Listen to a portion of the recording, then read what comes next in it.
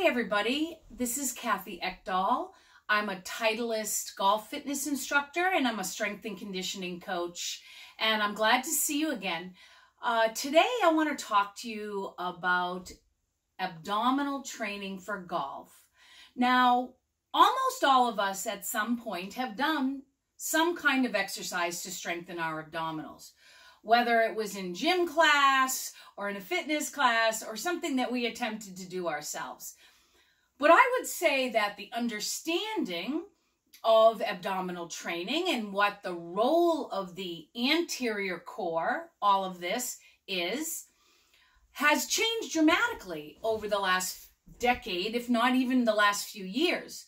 And so many of us might be doing abdominal strengthening that's not really going to enhance our golf posture, our overall posture, or enhance the power of the golf swing. So I wanted to spend a couple moments talking to you about what kind of abdominal training is useful for your golf game. And then I'm going to show you some really simple plank variations, going from the easiest plank to the most challenging plank, and then you can choose what works for you and your fitness level. So I'm going to get up, and I just want to briefly talk about your golf address.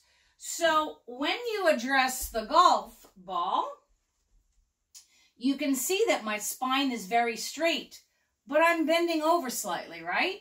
And so in this particular instance, I've got quite a bend at the hips. Well, guess what supports my back when I bend forward? It's mainly my abdominals. So strong abdominals will help your back at your address, and then as you transfer force in your golf swing. In your golf swing, on the backswing, you have to have strength through this part of your body so you can store energy in the right side of your body if you're a right-handed golfer. If you don't have any strength here, you can't store energy for your coil.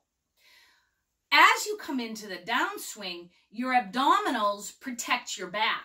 So strong abdominals will protect your back at ball strike. At ball strike, your hips are actually tucked under a little bit. That's primarily a function of your glutes, but your abdominals do that as well. And then on your finish, and as you come through the ball, your abdominals help you transfer forces from your feet and your weight transference all the way through your hands and to the club head. So the stronger your abdominals, the more you can efficiently translate forces from your feet, your weight shift, through your hips, through your upper body. Strong abs are built with frequent ab training, and there are so many variations. You could do something as simple as the planks I'm showing you here. You could do standing abdominal exercises, which some people call Paloff pressing, P-A-L-O-F-F. Look that up. It is standing abdominals, and it's phenomenal for golf. And then another way to train the abdominals for golf is through medicine ball training. Throwing a med ball really hard translates directly to golf. So think about the exercises you're choosing to work your anterior core or your abdominals, and whether or not they are really functional for your golf game. Okay, so here I am on the floor, and I'm going to show you a whole bunch of different abdominal variations. Some of them might surprise you. So for me, I find the easiest abdominal variation for my clients is something called a bird dog. If you can't hold stable in this, then you might not want to proceed forward to a plank or some other plank variations. So I'm going to go through this relatively quickly, okay, and I'll give you a few cues, but I'm going to try to throw a lot in very quickly. So first of all, a bird dog. So when you do a bird dog, you want to draw your abs in, pull them in, push your hands into the floor, and you lift your opposite arm and leg. The whole goal of a bird dog is to keep your low back very still. So you can see I'm very mindful about lifting the arm and leg and making sure that my hips aren't rocking all over the place. I want you to pull your abdominals in for that exercise, even though normally that might not be something you would think of doing. So that's the easiest, and that is a great golf drill because in golf, we work opposite sides of the body very frequently. So start there. That's also a great exercise for your low back muscles. The next version of plank is what I call a forearm plank on your knees. So if you're the kind of person that a traditional forearm plank doesn't work for, this is going to be your go-to. You're going to go down on your elbows, but instead of going up on your toes, you're going to keep your knees on the ground. And even in this version, I'm pulling my abdominals in, and I'm actually pulling my elbows towards my knees a little bit to create a lot of tension in the abdominals. So you can start with 10 seconds or 15 seconds, whatever works for you, and work up. The next variation from there is on your toes, obviously. And I usually like my clients to start at the top and then get into the pose rather than starting here. When you start from the bottom, sometimes you don't realize that your hips are sagged. Don't sag your hips. Don't peak your hips. So elbows down, start up, feet back, and cement those abs in. You can hold that up to a minute.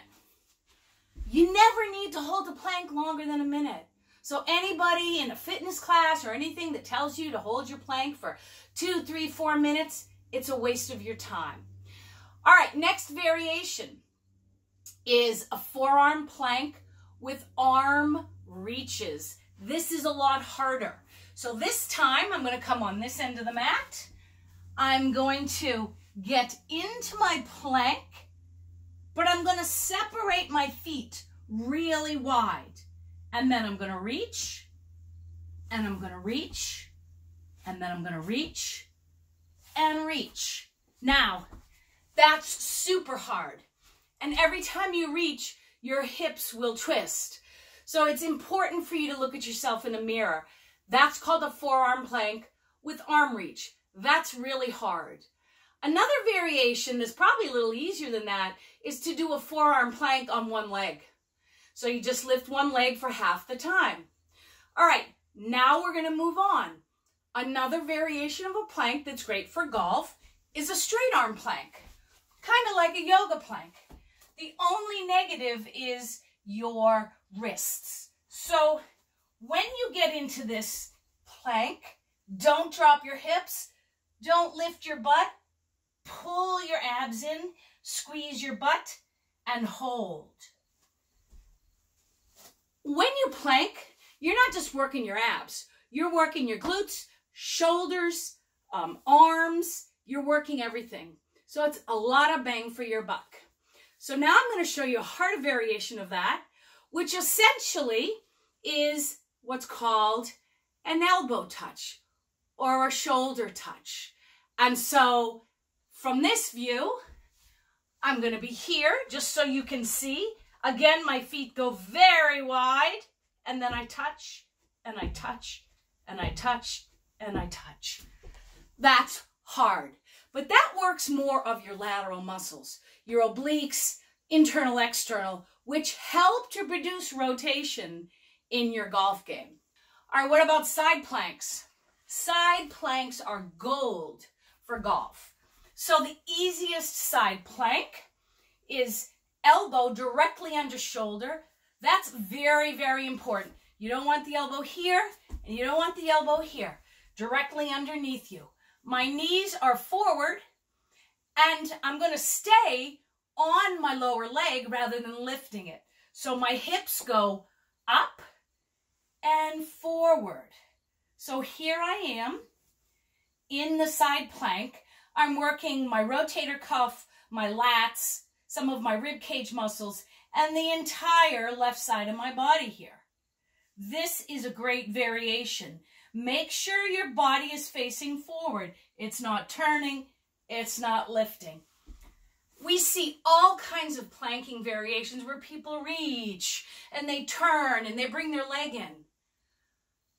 The purpose of a plank is stability, not mobility. So don't get too fancy. KISS, keep it simple, right? So next version, same thing. I'm going to pay really close attention to my elbow being under my shoulder. You can stack your feet or you can split them. I'm going to split them today, and then I'm going to lift up. I want my hips up and forward. That is the secret. You want to get your hips up and forward. And then obviously you do that on the other side. And if you're new to side planks, 10 seconds, you know, that's going to probably really fatigue you. So those are a bunch of different simple planking variations that will really benefit your golf game. Try them out, find one that fits your needs, and as always, if you have any questions, send them to me. My name is Kathy Ekdahl, and my business is personalbestpersonaltraining.com, and you can email me at kathy@personalbestpersonaltraining.com. All right, hope that was helpful. Have a fun golf season, everybody.